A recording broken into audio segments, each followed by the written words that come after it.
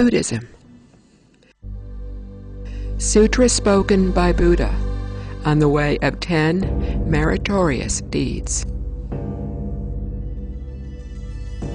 Different ways of thinking lead sentient beings to different kinds of action, which in turn subjects them to rebirth in different states of existence.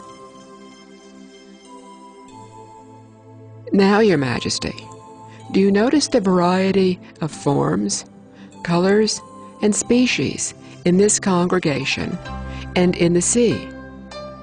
Are they not different from one another? Now, all these variations are due to the mind, which is responsible for our bodily, oral, and mental acts of either meritorious or demeritorious nature. As to the mind itself, it is immaterial, unknowable, and ungraspable. It is nothing but a collection of phenomena, transient and delusive by nature. Categorically, things have no absolute existence of their own, and there is neither a self nor concomitance of a self. In accordance with their karma, deeds, things appear in various forms, but positively there is no creator at the back of them. Hence, all dharmas, things and phenomena, are above speech and concept, and their very own nature is phantom-like. Realizing this, the wise perform, as they ought to, meritorious deeds, and by doing so, they attain their birth, skandhas, aggregates, ayatanas, sphere of meeting or basis of consciousness, and dhatus, elements of noble nature, and they are pleasing to the eye of those who look at them. Now, Your Majesty, when you look at the body of a Buddha begotten by 100,000 kotis of meritorious and virtuous deeds, you notice that every part of it is in magnificent form. Its splendor outshines that of the assembly. Again, please look at the Mahasattvas present here. How elegant and pure are their magnificent forms. This is due solely to the performance of good deeds. Again, look at the 8 species of devas, nagas, etc. All of them are powerful and influential beings, and their favorite birth is also due to the merit of their good deeds. Your Majesty, you should understand thoroughly the law of cause and effect, and as a rule, practice good deeds. Make this your constant study and practice, and make all sentient beings to do likewise. Toward the bhikshus, literally the fields of merit, respect them, feed them, and rejoice at their holiness. For doing so, you are now respected by men and devas who make offerings to you. Your Majesty, we should know this.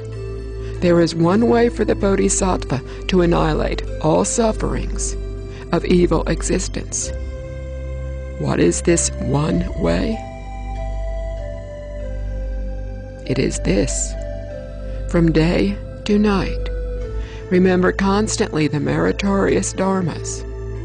Think of them and make observations on them, so that their impression becomes stronger and stronger in the mind, and not the least evil thought can have a chance to mingle therein. Such a practice will enable one to free oneself forever from evil deeds, to complete the work of meritorious dharmas, and to have frequent opportunities to be in the presence of Buddhas, Bodhisattvas, and other holy persons for their teaching.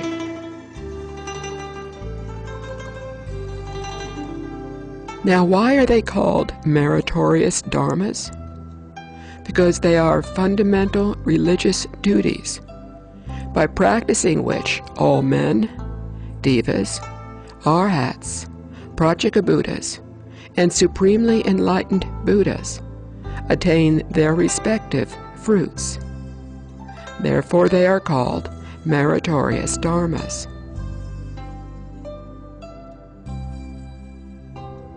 These meritorious dharmas are 10 meritorious deeds. What are they?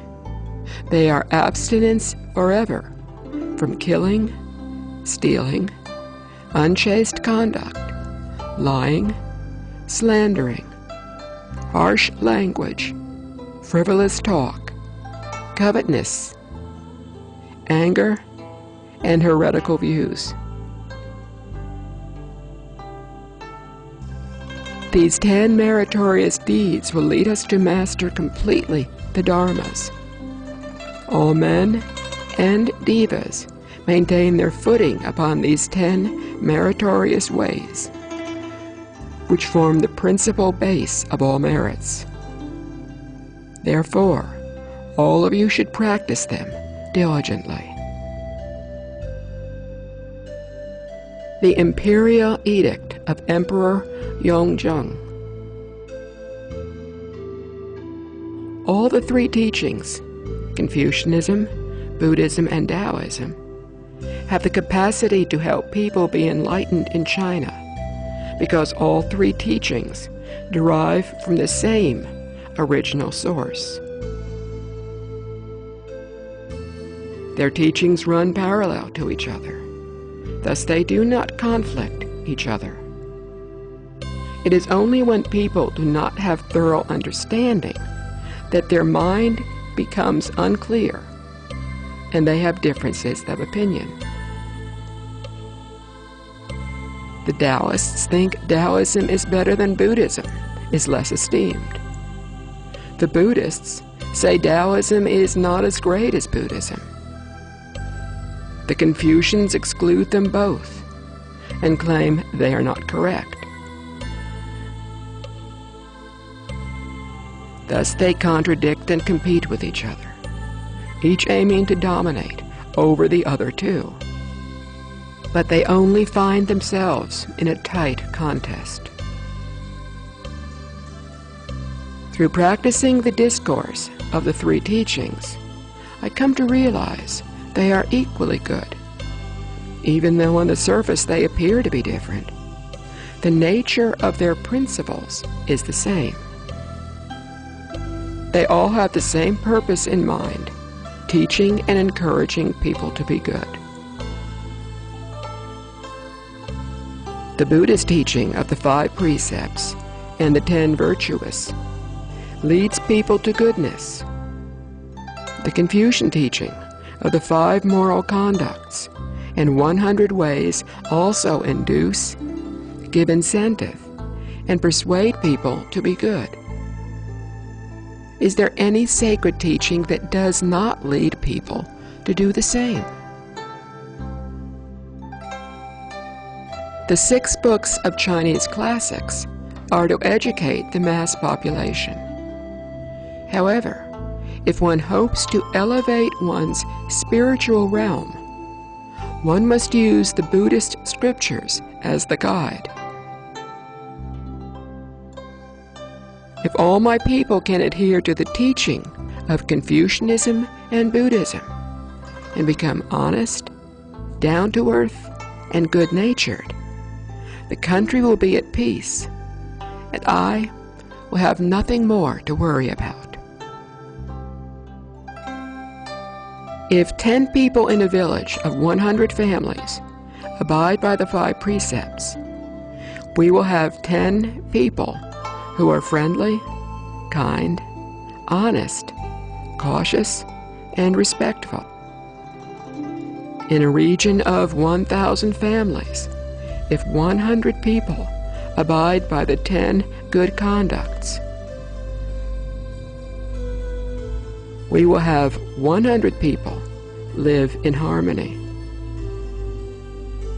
If we apply the same principle to the whole nation, where we may have 100 million of households, we will have millions of virtuous people living in harmony. If we can practice one good conduct, one less evil will be committed. One less evil conduct means the elimination of one punishment. If each family reduces the crime rate by 1, we can eliminate thousands and thousands of punishments. Yes, indeed. The country will be in peace, and your Highness can sit on your throne without any worry. Brahmanet Sutra. Do not commit deeds harmful to the country.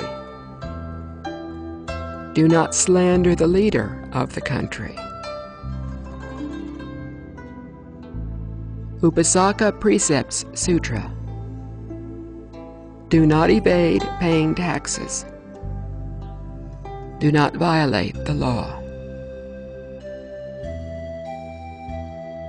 The Buddha speaks of the Infinite Life Sutra of adornment, purity, equality, and enlightenment of the Mahayana school. Their minds constantly attended on the way of delivering living beings. They were the unexpected friends of all manners of living beings.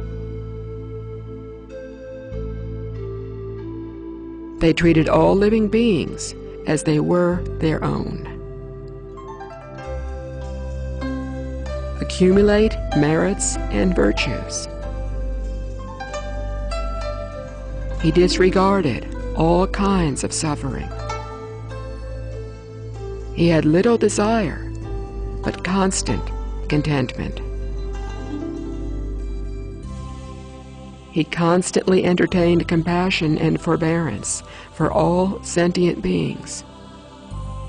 With genial looks and kind words, he exhorted, consoled, and urged them forward. He respected the Triple Jewel. He attended on teachers and elders with veneration. He guarded well his oral deeds and never ridiculed others' faults. He guarded well his bodily deeds and never transgressed any precept. He guarded well his mental deeds and constantly kept himself pure and uncontaminated. He viewed all dharmas as change. He constantly dwelt on the samadhi of eternal stillness. They have brought forth the Bodhi heart and single-mindedly recite the name of Buddha Amitabha. Uphold the precepts and purify the mind. Whenever he has time, he should set his body and mind upright, cut off desire and discard worldly affliction, and have a compassionate heart and cultivate diligently. One should not get angry or jealous. One should be filial, uphold utmost sincerity, and be loyal and trustworthy. One should believe that doing good deeds would bring one great benefit. One should not be gluttonous or miserly. They are self-restrained and upright, and both their body and mind are pure and clean. People in this world, father and son, brother and brother, husband and wife, relatives, should respect and love each other.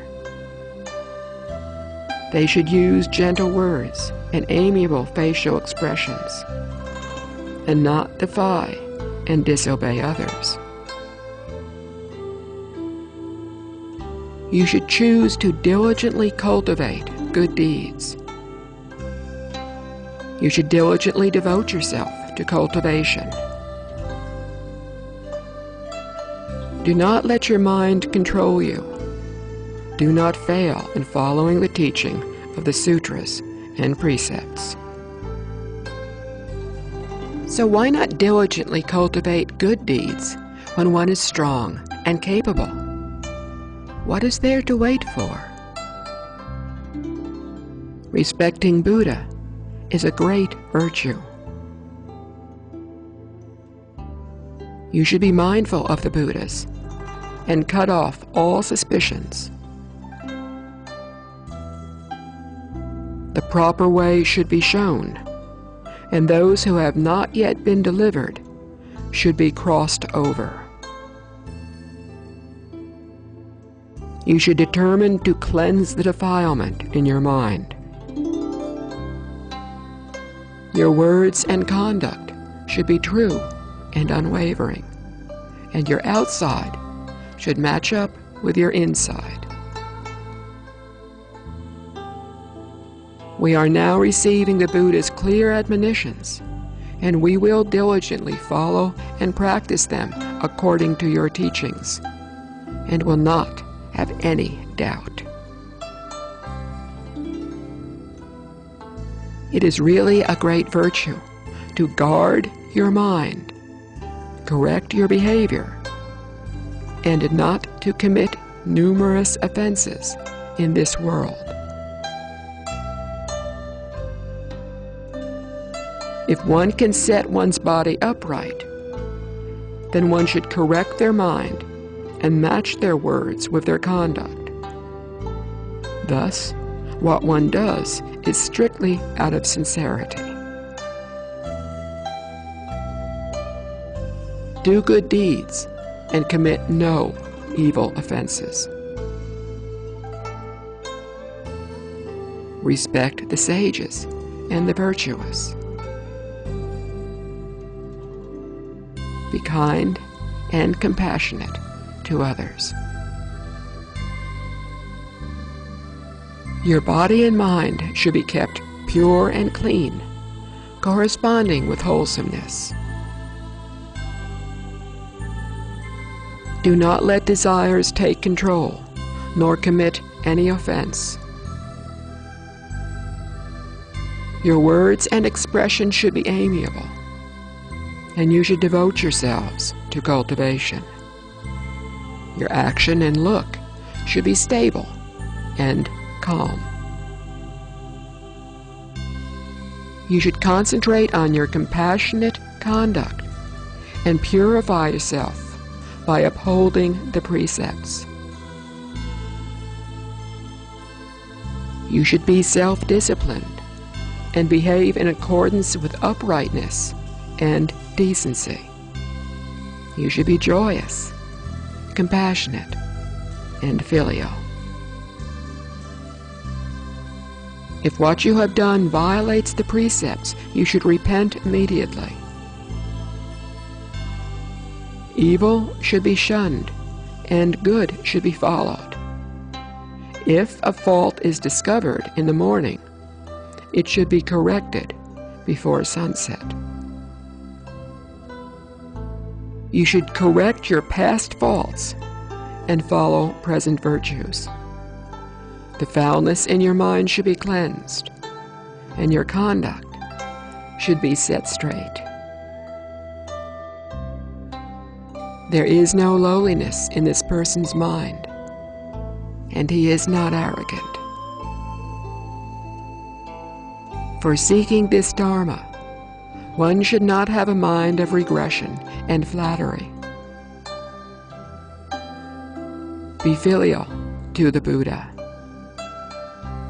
Be constantly mindful of the kindness of the teacher. You should foster the great benefit and wholesomeness for rebirth into the Pure Land.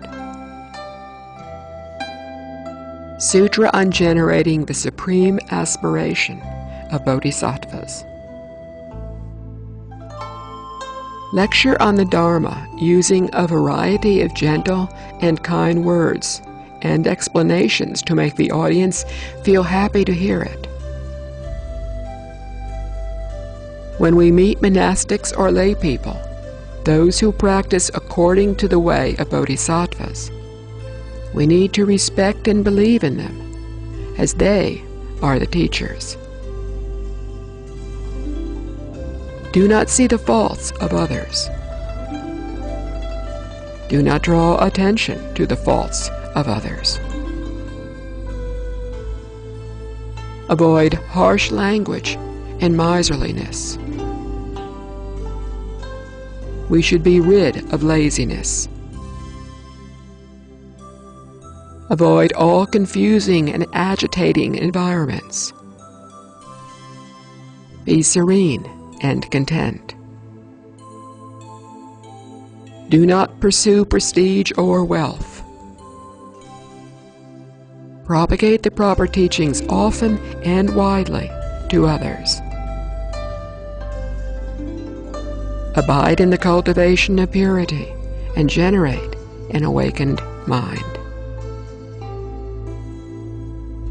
Even a little effort wisely applied can benefit infinite beings. Vow to be focused and diligent in the chosen method of cultivation and protect and support the proper teachings. Be comfortable in accord with proper conditions in whatever we do. Earnestly protect and support the proper teachings, even with one's life. Always be diligent in cultivation and do not pursue personal gain. Propagate and lecture on the Dharma for all people. Be good at teaching so as to inspire others. Let your mind be serene and gentle, and always be compassionate. Be supremely patient with all dharmas, but do not be attached to them.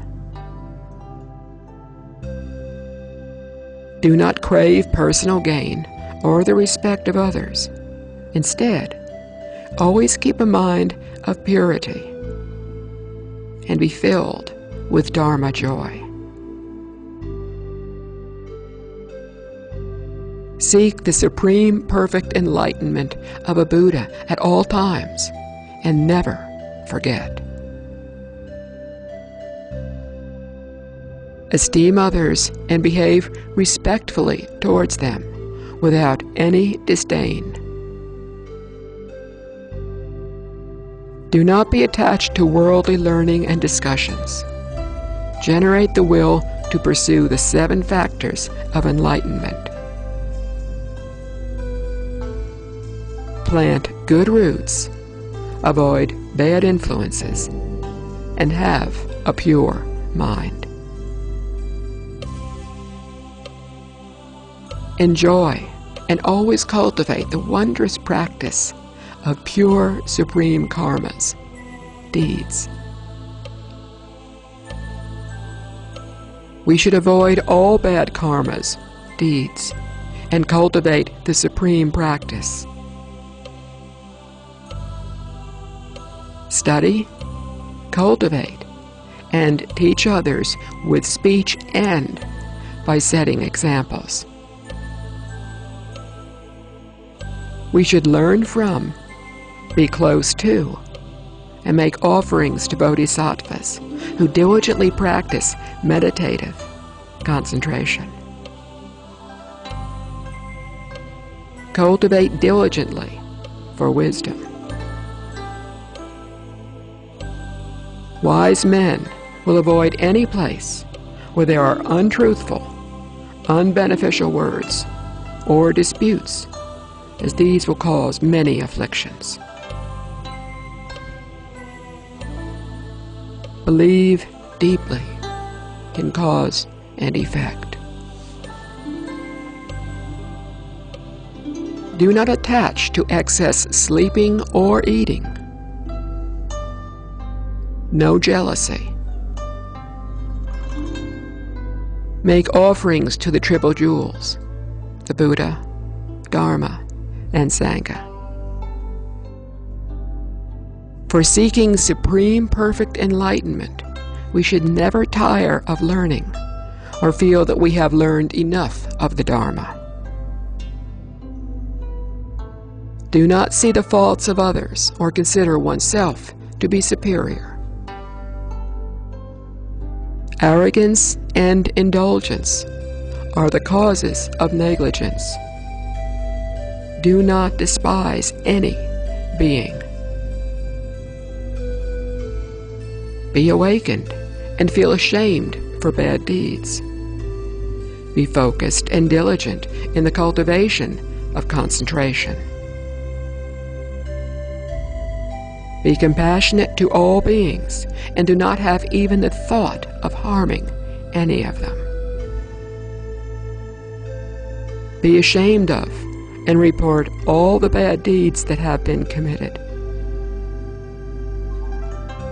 Practice diligently the paramita of patience and abide contentedly in patience. Be constantly mindful of impermanence and be cautious and do not indulge oneself. The Cultivation Guidelines for Pure Land School Practitioners. The 3 conditions in the Visualization Sutra. The first condition, be filial and care for and provide for parents. Be respectful to and serve teachers. Be compassionate and do not kill. And cultivate the 10 virtuous deeds. The second condition, take the 3 refuges, abide by all precepts, and behave in a dignified and appropriate manner. The third condition, generate the Bodhi mind. Believe deeply in the law of cause and effect. Recite and uphold the Mahayana Sutras, and encourage others to advance on the path to enlightenment. The 6 harmonies. Harmony in having the same viewpoints, harmony in observing the same precepts, harmony in living together, harmony in speaking without conflict, harmony in experiencing Dharma bliss, harmony in sharing benefits. Do not cultivate the 3 defilements. Our every thought must avoid the 3 poisons and accord with purity, precepts, impartiality, meditative concentration, and proper understanding, wisdom. The 6 paramitas that bodhisattvas cultivate. Always cultivate the paramitas of giving, precept observation, patience, diligence, meditative concentration, and wisdom. Teach and help all beings to abide in the way to supreme, perfect enlightenment.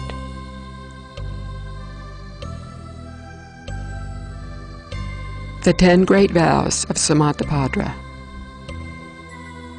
All Pure Land practitioners should respectfully cultivate the virtue of Samantabhadra. 1. Respect all Buddhas. 2. Praise Tathagata. 3.